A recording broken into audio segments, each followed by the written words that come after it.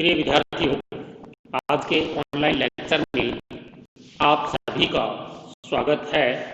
आज के online lecture में हम चर्चा करने जा रहे हैं आयनिक ठोसों की विलेयता को प्रभावित करने वाले कारकों के अंतर्गत कुछ शेष रहे जो कारक हैं उनके बारे में। पिछले वीडियोस के माध्यम से हमने जो आयनिक ठोस हैं उनकी विलेयता को प्रभावित करने वाले बहुत सारे कारकों के बारे में अध्ययन कर लिया है। उसी से आगे उसी क्रम को हम आगे जारी रखते हुए आज शेष बचे हुए कुछ कारकों के बारे में हम जानकारी प्राप्त करेंगे। विद्यार्थियों, जो अगला कारक है वो है माध्यम का पीएच। माध्यम का पीएच यानी जिस माध्यम में हम आयनिक ठोस को डिसोल्व करने जा रहे हैं उस माध्यम का पीएच भी आयनिक ठोसों की विलेयता में एक अहम भूमिका निभाता है, यानी उनकी विलेयता को प्रभावित करता है। तो देखिए, इसका हम एक बेस्ट उदाहरण लेने जा रहे हैं। देखिए, कैल्शियम ऑक्सलेट, इसका हम अम्लीय माध्यम में जब हम रिएक्शन करवाते हैं तो क्या बनता है? देखिए, ये ऑक्सैलिक एसिड बनता है और प्लस कैल्शियम 2 प्लस ये काफी इंपॉर्टेंट रिएक्शन है जिसका हमारे दैनिक जीवन में बहुत ही अहम रोल है। देखिए, ये जो कैल्शियम ऑक्सलेट है वो क्या है? एक ठोस पदार्थ है, ठोस आयनिक क्रिस्टलीय पदार्थ है जो कैल्शियम 2 प्लस आयन और C2O 2 प्लस आयन के संयोग से बना है। और ये H प्लस क्या डिनोट कर रहा है? ये H प्लस अम्लीय माध्यम को शो कर रहा है। अम्लीय माध्यम को शो कर रहा है जिसकी जो पीएच है वो कितनी है? Less than 7 pH. ओके, तो इस अम्लीय माध्यम में यह आयनिक ठोस है, इसकी विलेयता, अब जैसे अगर हम इसको जो कैल्शियम ऑक्सलेट है इसको अगर हम जल में डिसोल्व करें जिसकी पीएच कितनी है? 7 है, यानी उदासीन है, तो ये इसमें नहीं डिसोल्व होगा, सोल्यूबल नहीं होगा। ओके, ये ठोस रूप में ही मिलेगा। लेकिन जब हमने इसके अंदर क्या ऐड कर दिया? कोई एसिड ऐड कर दिया।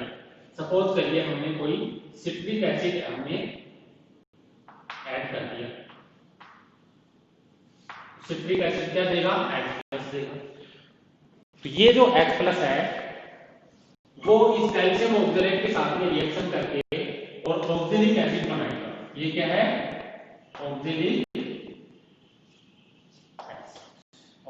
अम्ल है जो कि जल में विलयशील है। ऑक्सैलिक अम्ल को अगर आप जल में घोलेंगे तो वो घुल जाएगा। ओके, ये क्या है? जल में विलयशील है।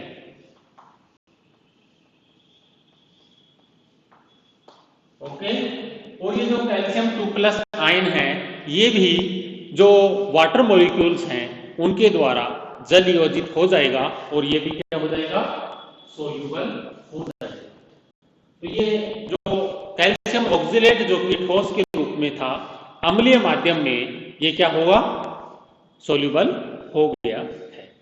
तो देखिए, इसका हम हमारा जो दैनिक जीवन है उसमें क्या इंपॉर्टेंस है इस रिएक्शन का।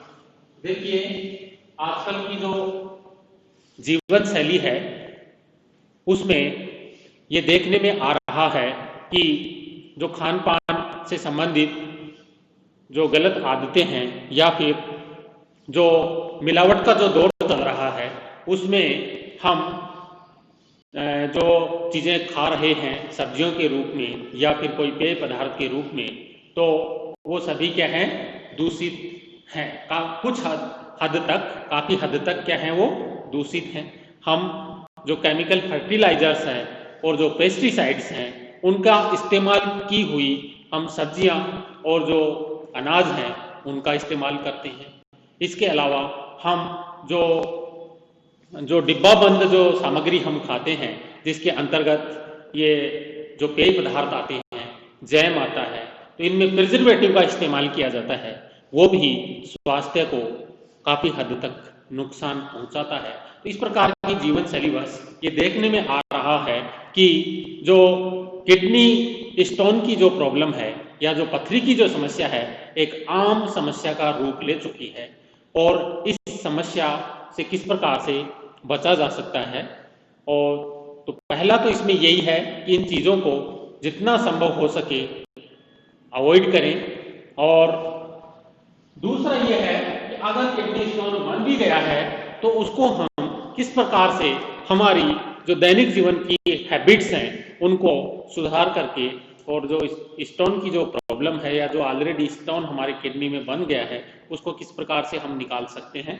तो देखिए जो किडनी स्टोन होता है उसका मेन कंपोनेंट कैल्शियम ऑक्जेलेट होता है। क्या होता है? कैल्शियम ऑक्जेलेट होता है।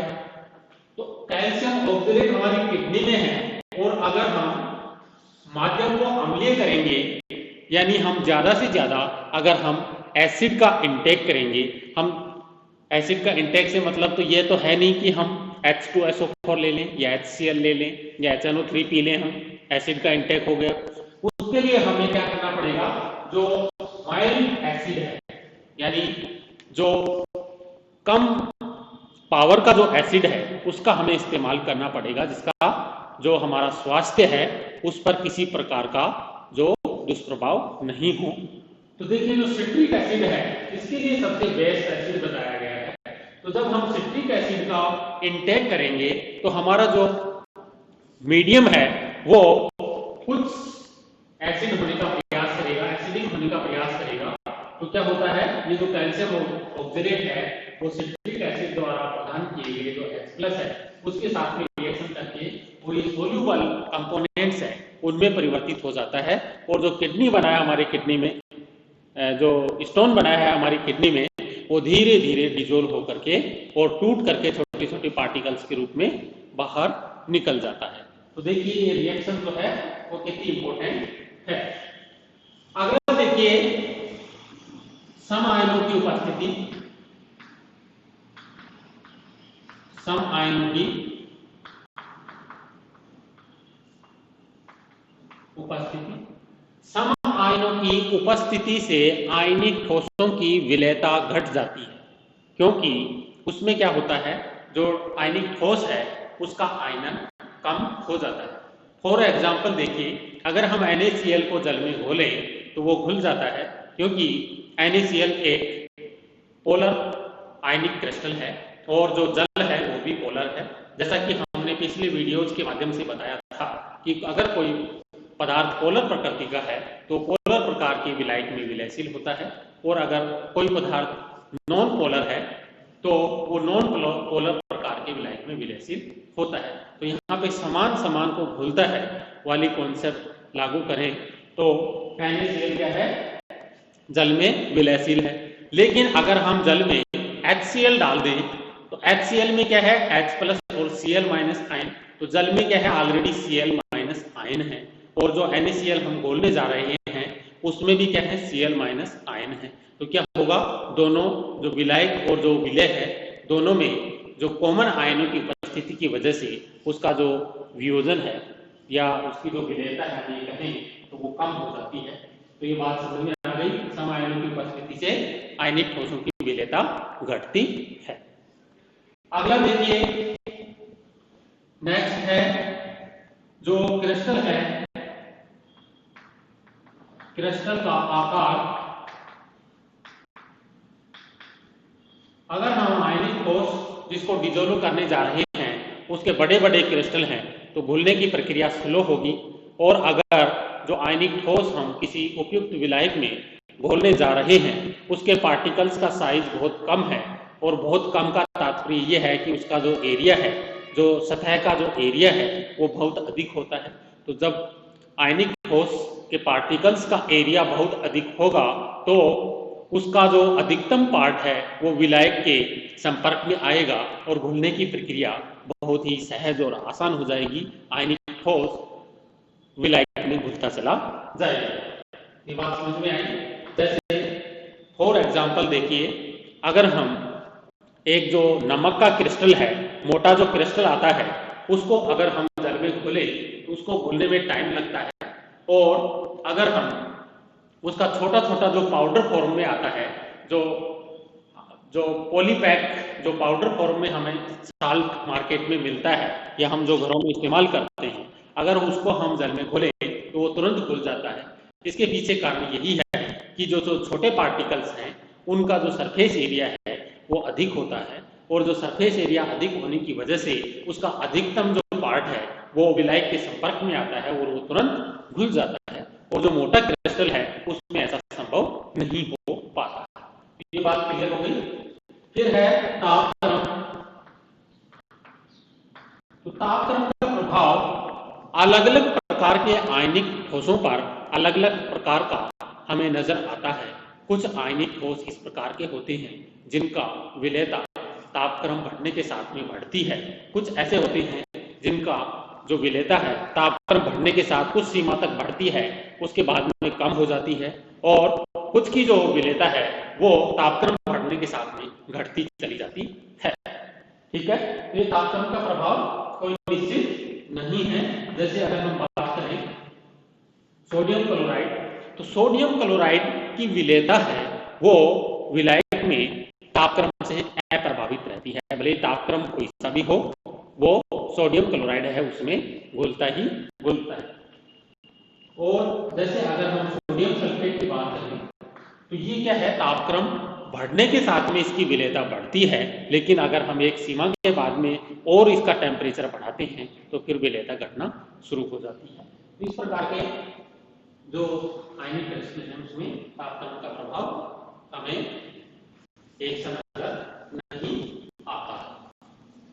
तो ये देखिए विद्यार्थियों, हमने 2-3 वीडियोज के माध्यम से आयनिक ठोसों की विलेयता को प्रभावित करने वाले विभिन्न कारकों का अध्ययन कर लिया है, और हमने इन कारकों की मदद से जो आयनिक ठोस है, और जो अभी हमने जैसे किडनी स्टोन का एग्जाम्पल लिया था, ठीक है, उस एग्जाम्पल के माध्यम से हमने ये भी जानने का प्रयास किया है कि किस प्रकार से जो हमारी बॉडी में स्टोन के रूप में जो आयनिक ठोस किडनी और जो महत्वपूर्ण जो ऑर्गन्स है उसमें डेवलप हो जाते हैं, उनको किस प्रकार से रिमूव किया जा सकता है।